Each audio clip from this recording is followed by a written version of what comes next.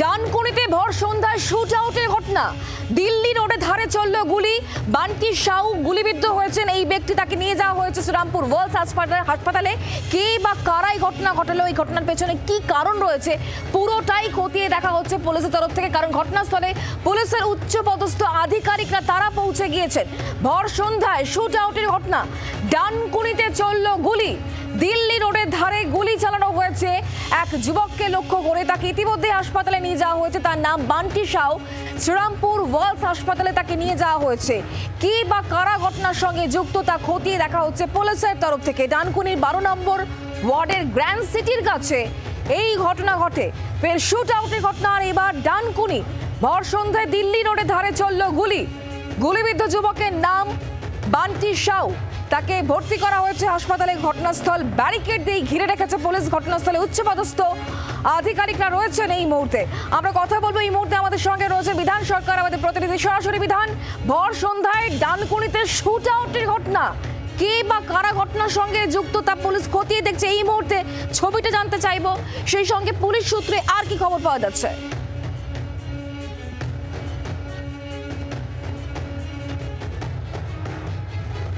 বিধানের সঙ্গে আমরা যোগাযোগ করার চেষ্টা করছি। ফের শুট আউটের ঘটনা, আর এবার ডানকুনিতে চলল গুলি। ভর সন্ধ্যায় দিল্লি রোডে ধরে গুলি চলল। গুলিবিদ্ধ যুবক বান্টি সাউ, তাকে ইতিমধ্যে হাসপাতালে নিয়ে যাওয়া হয়েছে। গোটা ঘটনাস্থল ঘিরে রাখা হয়েছে পুলিশের তরফ থেকে। ডানকুনির 12 নম্বর ওয়ার্ডের গ্র্যান্ড সিটির কাছে এই ঘটনা ঘটে। গুলিবিদ্ধ যুবক হাসপাতালে চিকিৎসাধীন রয়েছেন। ফের শুট আউটের ঘটনায় এবার ডানকুনিতে চলল গুলি। ভর সন্ধ্যায় দিল্লি রোডের ধারে গুলি চলল। গুলিবিদ্ধ যুবক বান্টি সাউ, তাকে শ্রীরামপুর ওয়ার্লস হাসপাতালে নিয়ে যাওয়া হয়েছে। তার সেখানে চিকিৎসা চলছে। ঘটনাকে কেন্দ্র করে এলাকায় চাঞ্চল্য সৃষ্টি হয়েছে। এই বান্টি সাউ জেসিবি চালক।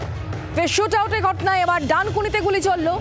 কে বা কারা ঘটনার সঙ্গে যুক্ত তা খতিয়ে দেখা হচ্ছে পুলিশের তরফ থেকে। কথা বলবো, বিধান এই মুহূর্তে আমাদের সঙ্গে রয়েছেন, আমাদের প্রতিনিধি সরাসরি। বিধান, কি জানা যাচ্ছে?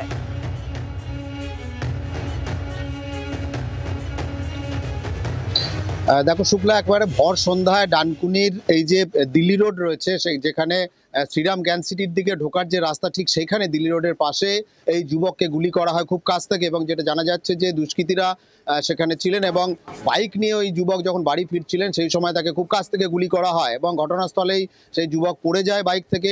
এবং স্থানীয় যারা প্রত্যক্ষদর্শী, যারা এখন যাদের পুলিশ জিজ্ঞাসাবাদ করছে, তাদের থেকে যেটা জানা যাচ্ছে যে ওই যুবক বেশ কিছুক্ষণ ওখানে পড়েছিলেন। তারপরে স্থানীয় কয়েকজন এসে দেখেন যে তার শ্বাস প্রশ্বাস চলছে কিনা। তারপর পুলিশ খবর পেয়ে সেখানে ঘটনাস্থলে আসে এবং ওই যুবককে উদ্ধার করে শ্রীরামপুর ওয়ার্লস হাসপাতালে নিয়ে যায়। এই মুহূর্তে সেই শ্রীরামপুর ওয়ার্লস হাসপাতালে চিকিৎসকরা তাকে দেখছেন। যে যুবকের এখনো পর্যন্ত যেটা জানা যাচ্ছে যে তার শ্বাস প্রশ্বাস স্বাভাবিকভাবে চলছে না। এবং এই ঘটনার পরই স্বাভাবিকভাবে চাঞ্চল্য ছড়িয়ে পড়ে ডানকুনির ওই অঞ্চলে এবং সেখানে উচ্চপদস্থ আধিকারিক যারা চন্দননগর পুলিশের, তারা সেখানে পৌঁছান। ডানকুনি থানার পুলিশ সেখানে পৌঁছান এবং যারা প্রত্যক্ষদর্শী রয়েছে তাদের সঙ্গে কথা বলছে। পাশাপাশি ওই যুবকের যেটা পরিচয় জানা গেছে যে বান্টি সাউ তার নাম, ডানকুনির বন্দের বিল এলাকায় তার বাড়ি। এবং তার বাবা রাজকুমার সাউ যেটা জানিয়েছেন যে ওই যুবক স্থানীয় একটি জায়গায় সে জেসিবি চালাতো এবং সেখান থেকেই কাজ করে সে বাড়ি ফিরছিল। এবং কি কারণে তাকে গুলি করা হয়েছে সেই বিষয়টা কিন্তু এখনো স্পষ্ট নয়। তবে পুলিশ তার পরিবার এবং যারা এলাকার লোকজন রয়েছে তাদের সঙ্গে কথা বলে বিষয়টা বুঝে নেওয়ার চেষ্টা করছে।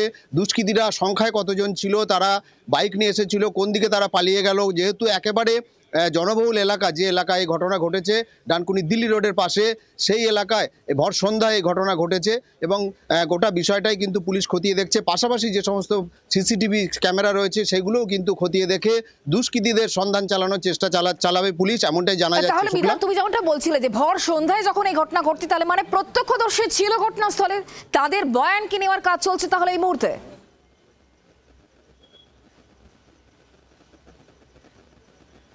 একদমই শুক্লা, যারা ওই ঘটনা যখন ঘটছে তখন সেই সময় যারা ছিলেন তাদের যেমন পুলিশ জিজ্ঞাসাবাদ করবে, পাশাপাশি এই যে যুবক তার পরিবারের সঙ্গেও কিন্তু পুলিশ কথা বলছে।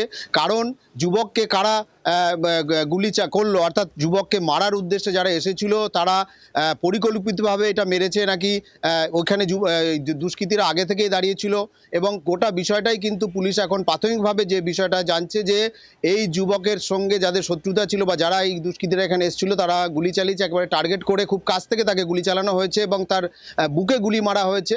স্বাভাবিকভাবেই যুবককে খুন করার উদ্দেশ্যে এই গুলি চালানো হয়েছে বলে পুলিশ প্রাথমিকভাবে জানাচ্ছে। এবং ঘটনাস্থলে অমিত পি জাবালগি, চন্দননগর পুলিশ কমিশনারেটের যিনি কমিশনার রয়েছেন তিনি রয়েছেন, এবং চন্দননগর পুলিশের যারা উচ্চপদস্থ আধিকারিক তারা ঘটনাস্থলে পৌঁছেছেন। এবং যেহেতু খুব বেশি সময় হয়নি ঘটনা ঘটেছে, স্বাভাবিকভাবেই গোটা বিষয়টা পুলিশও বুঝে নিতে। বান্টি সাহেবের পরিবারের লোকজন কি জানাচ্ছেন? তারা কি বলছেন যে তার কোনো পুরনো শত্রু রয়েছে এমন কি আশঙ্কা তারা করছেন, সে কারণে এই ঘটনা? কারণ তিনি একজন জেসিবি চালক যাকে গুলি ছোড়া হয়েছে, তাকে লক্ষ্য করে তার কোনো শত্রু থাকতে পারে, সেটাই কি তাহলে পরিবারের তরফ থেকে বলা হচ্ছে?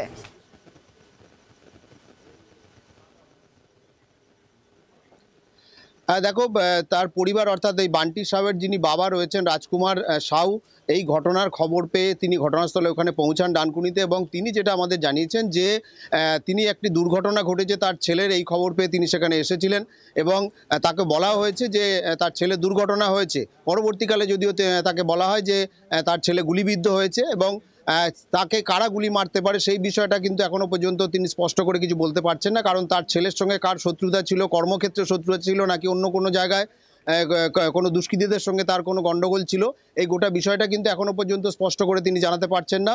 স্বাভাবিকভাবেই পুরো বিষয়টাই পুলিশ খতিয়ে দেখছে, এবং এই যে যুবক সে কাজ থেকে বাড়ি ফিরছিল, সে বাইকে ছিল এবং খুব কাছ থেকে দুষ্কৃতীরা তাকে টার্গেট করে গুলি মেরেছে, এটাই কিন্তু পুলিশ এখনো পর্যন্ত জানতে পেরেছে।